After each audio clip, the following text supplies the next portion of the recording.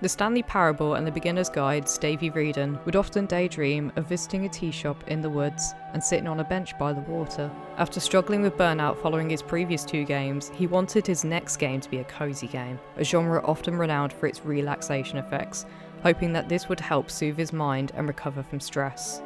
Reedon, Daniel Rosenfield, otherwise known as C418, the composer of Minecraft, and Carla Zimonja, co-creator of Gone Home and Tacoma, have joined forces to form Ivy Road, with the studio's first game being Wanderstop, a cozy game built on the premise of Reedon's daydream and recovering from burnout. We play as Alta, an undefeated warrior who has devoted her life to becoming the best. Until one day she isn't. After suffering her first defeat in 3 years, Alta pushes herself harder and harder to do better with rigorous training, yet still facing defeat after defeat, with no obvious reason as to why. Eventually, she decides to seek out Master Winters on the edge of the world, in hopes that she can offer guidance on why Alta keeps on losing fights despite her determination for perfection. On her journey, powering through the forest relentlessly, Alta finds herself growing tired, but pushes herself still, until eventually she cannot even lift her own sword, and is forced to abandon it in the forest to continue her journey. Ultimately, she passes out. Alta wakes up in a tea shop in the middle of the forest, owned by the optimistic Borrow, who suggests that Alta simply needs to rest. He proposes that she help him around the tea shop, serving customers and keeping the land tidy until she has found her strength to pick up her sword again. But as Reedon found while developing Wanderstop, you cannot just make a couple of cups of tea in the forest and miraculously recover.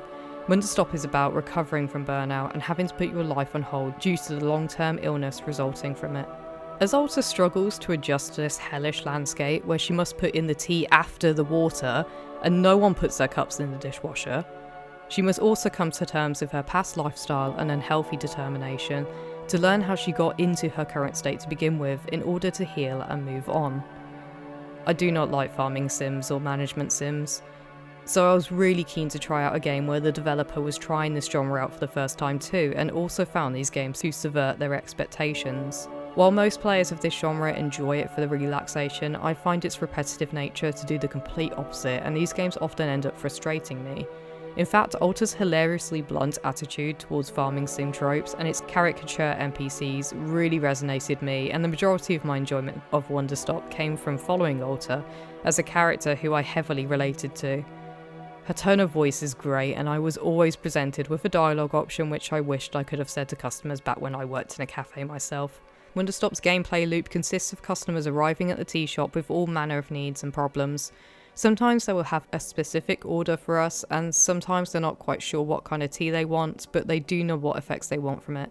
Tea flavours are created from a mix of fruit which we can grow on the land surrounding the tea shop by planting large hybrid plants, which consist of different coloured seeds planted in a specific order. Our handy gardening manual has a list of all the fruit available to us and its effects, but it's up to us to work out which seed arrangement is required for each plant through trial and error. The gameplay very much feels as though it's designed so that the player is feeling as rested as Alta. There's no currency to generate, no time limits, and there's not even a penalty for getting the tea order wrong. The customer will simply either decline the drink and we'll make them another, or sometimes they'll just accept what we've given them in a very British fashion.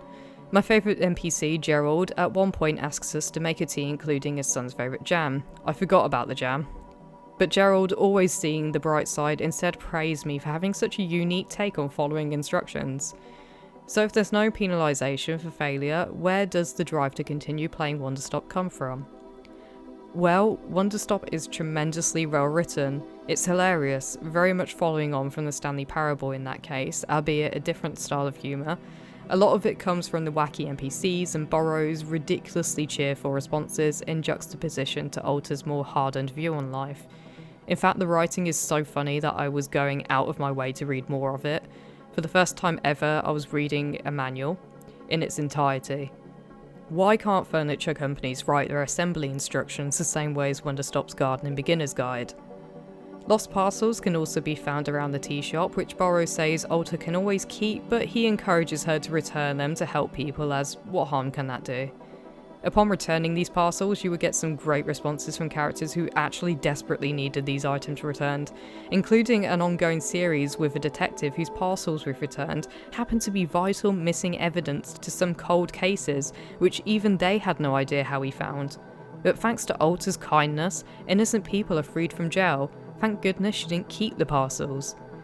There's also an ongoing series of book club novels which will come through the post following the ridiculous missions of private detective Dirk Warhard, who cannot remember anyone's names but his own, and can shoot bullets really quickly. As in, he can somehow manipulate physics to make the bullet travel faster through the air rather than being able to fire the trigger quicker. But Wanderstop also does an amazing job at covering its more heavy-hitting themes.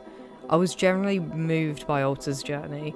She goes from being a legendary fighter to not being able to lift her own sword in an instant, and it's heartbreaking to see her not understanding why, as she's pushed herself before and she's always been fine. It's even more upsetting to see people struggling to believe why she's taken a break, suggesting that she's doing so out of laziness. Her progress feels realistic, making a point that this isn't just a case of taking a short pit stop and feeling better again after a cup of tea.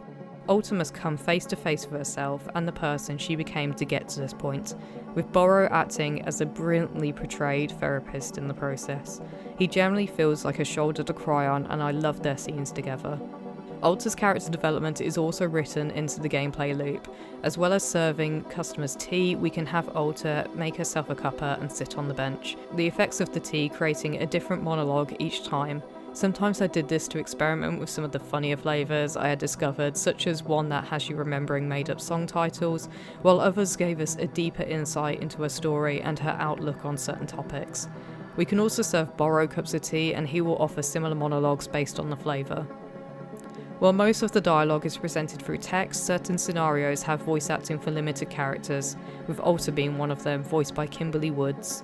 Woods really brings Alta to life and absolutely nails the more emotional scenes. This is already one of my favourite performances of the year. Of course, C418 has Wanderstop's soundtrack covered, and having composed one of the most iconic soundtracks of all time with Minecraft, it's unsurprising that he delivers again here. Wanderstop's soundtrack is calming and moving when it needs to be, completely taking my breath away when partnered with Woods' performance and the beautiful writing. Not only this, it's also really varied, and you rarely hear the same soundtrack twice, which is really important for this ritualistic gameplay, where you would notice a soundtrack is becoming annoyingly repetitive. In terms of visuals, Wanderstop looks exactly how you would expect a farming sim to look, with a gorgeously vibrant colour palette and soft textures and character models.